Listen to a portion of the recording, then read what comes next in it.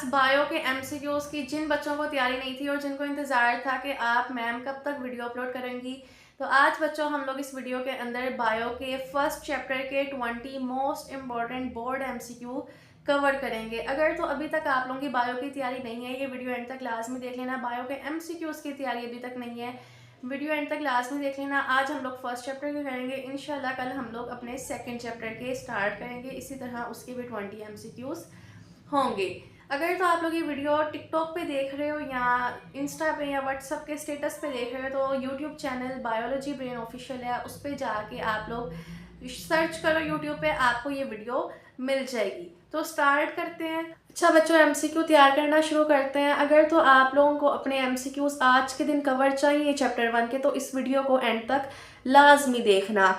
सबसे पहले एमसीक्यू आ रहा है, biology is the study of. Bio में बच्चों हम लोग लाइफ की स्टडी करते हैं। Biology is the study of life, ये डेफिनेशन हर बच्चे को आती होगी।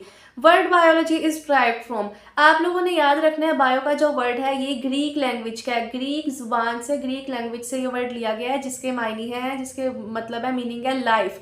जिस तरह से मेरा नाम है रिदा, ये एक अरबी जुबान का लफ्ज़ है और इसके अगर उर्दू में मतलब देखें तो वो कोई और है। इसी तरह से बायो एक ग्रीक लैंग्वेज का वर्ड है जिसके मीनिंग्स लाइफ है, जिंदगी है। Study of plants is called, अब बहुत से बच्चों को ये कन्फ्यूजन होती है जोलॉजी में और बॉटनी में। आप लोगों ने बच्चों याद रखना है जोलॉजी से, जू से। जू में कौन होते हैं? एनिमल्स होते हैं। तो याद रखना है जोलॉजी में हम लोग किसके बारे में पढ़ते हैं? एनिमल्स के बारे में पढ़ते हैं।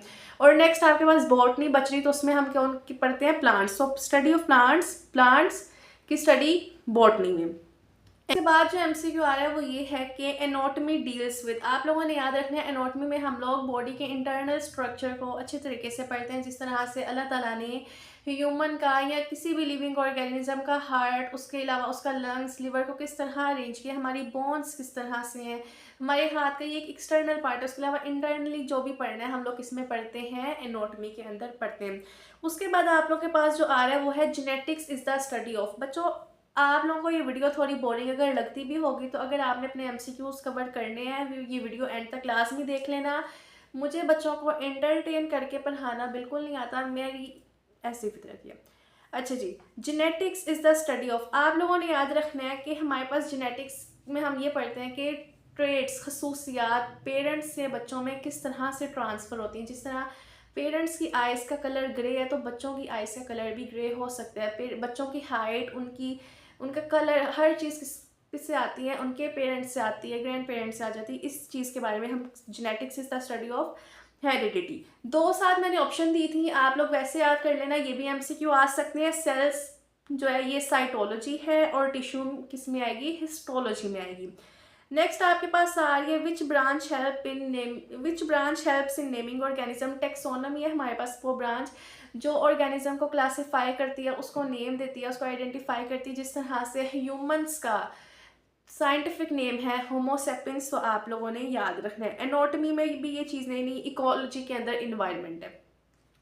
उसके बाद जो एमसीक्यू आ रहा है आपको स्क्रीन पे शो होते होंगे, which is not branch of biology. सीधी सी बात है, नज़र आ रहा है एस्ट्रोफिजिक्स नहीं है आपकी बायो की ब्रांच। आपके बोर्ड में कुछ भी यहाँ पे ऑप्शंस में आ सकते हैं। आप लोगों ने जितनी भी ब्रांचेस हैं बायो की, इन सबको याद करना है कि इनके क्या क्या नाम है, ये भी लाजमी याद करना है, एमसीक्यू के लिए भी ज़रूरी है।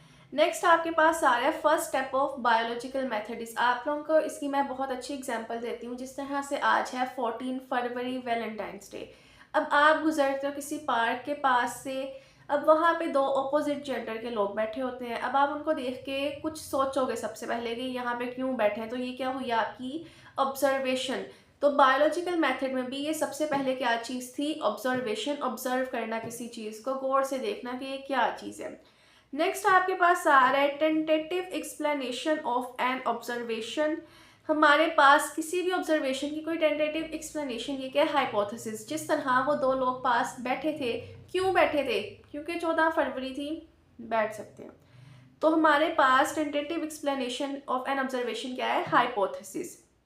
उसके बाद आपके पास एमसीक्यू आ रहे हैं information collected during experiment card.